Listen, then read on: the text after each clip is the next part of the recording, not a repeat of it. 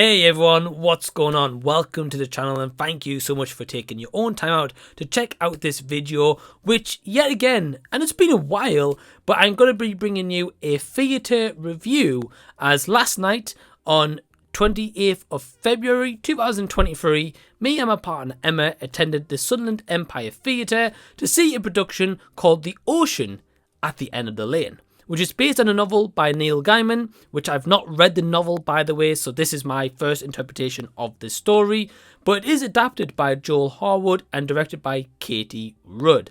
Now, going into this theatre production, I spoke with my partner and I said, this looks pretty cool. The tickets were actually quite cheap as well, and it runs from the 28th of February till the Saturday the 4th of March at Sunderland Empire. I will leave the link down below if you want to purchase your own tickets and check this one out. Yeah, I saw the poster and I was like, wow, this looks kind of like outer world, sci-fi, horror-esque kind of vibes, and I really dug the poster, and that kind of sold me on this production and to check it out. And yeah, I'll certainly get into my thoughts in a moment, but firstly I just want to tell you about the cast that are part of this theatre production, and also with the ensemble as well. We've got Charlie Brooks, Trevor Fox, Millie Hikasa, Kia Ogilvy, and this production is 2 hours and 35 minutes long, including an interval, and the plot of The Ocean at the End of the Lane is all around following an unnamed man who returns to his hometown to attend a funeral, and he remembers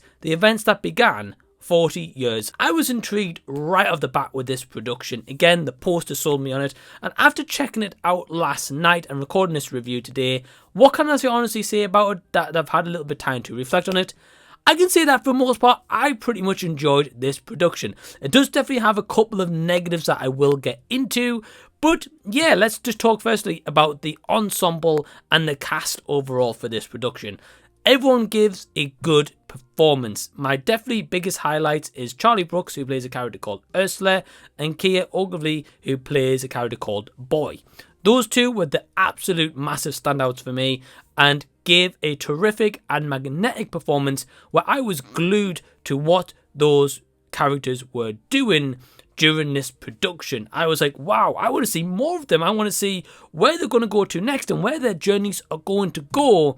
That what really kept me enthralled and entertained throughout the entire duration of this, and really sold me on this perspective, because, going to be honest with you, I've never read the book. I didn't even really know the plot. I read it like a couple of weeks back and I kind of forgot about it. So last night, me and my partner went into this production not having a clue about it and taking it for what it is, which is kind of a benefit and also kind of a negative, which I'll get into very shortly. Firstly, I want to highlight those two specifically for their amazing performances, but that is not to take away from everyone else that was involved, because they were terrific, including, by the way, the ensemble and understudies were amazing, and the way that they were utilized in this production was utterly fantastic, because normally when you get like ensemble and understudies, they're quickly there to run onto the stage, maybe take some sets of the stage and replace them with new ones to bring you into that next scene that's going to go on. But they actually served a really big purpose in this production, which I completely did not expect. And I was like, wow, this is unusual. This is something that I've never really seen before. Also, I've got to give massive props firstly in terms of this is probably the best production I've probably ever seen in terms of like the basicness of the set to an extent, the way they utilize that, but also with the lighting effect, the kind of visuals we get from on stage, all that they were managed to able to achieve with this is just sublime. Completely, I was enthralled with the production of how they managed to do that, and I was like, what the heck's going on, you know? And one of the best scenes, I've just got to give you a heads up on, I'm not going to spoil it for you. All I'm going to say is it includes doors. That's all I'm going to tell you. So if you've seen this production, you probably know what scene I'm talking about. Well, that scene, I was kind of on the edge of my seat. Me and my partner were sat up on the upper circle, so we had great seats, could see everything that was going on. We didn't miss a single little thing or little detail. You could see everything, which was fantastic. And yeah, just the way that they pulled off some scenes, I was like, how on earth have they done that? Like, I was left puzzled, and I was like, whoa, okay, yeah, cool. I'm on board right now, and I just am like glued to what was going on with that stage. So this production has a massive amount of highlights for me and a massive amount of just really cool set pieces, production, lighting, visuals, the acting on stage by the cast and the ensemble. Yeah, I can definitely give big props to all of that. Now, in terms of any negatives though, I do have a couple that kind of came to me and also detracted a little bit away from the experience. The first one is for me.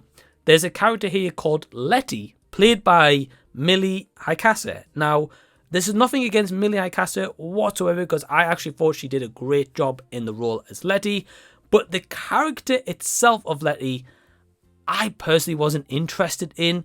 Don't get me wrong, maybe in the novel by Neil Gaiman, it maybe explains the character a lot better and far more kind of deeper and more backstory and explanation about the character so you can get invested. But the theatre adaptation, I didn't really care about the character whatsoever, and in a way I could have done without her being on the stage. And I know that maybe sounds a little bit controversial, but I just don't think the character was that interesting, unfortunately. And I think Millie was doing everything she can to make the character very likable and interesting, and you want to know what's happening with that character, but I really didn't care, if I'm going to be completely honest with you. So going back to what I said before about me and my partner not really knowing anything about this production and just going in kind of blindly and taking it for what it is, the first 20-30 minutes of this production, we both turned to each other and kind of said we're both feeling a little bit checked out at the moment, and it's kind of a little bit all over the place, trying to set up what is going on and going back to the 40 years, which I think they do an okay job at, but could have been done better.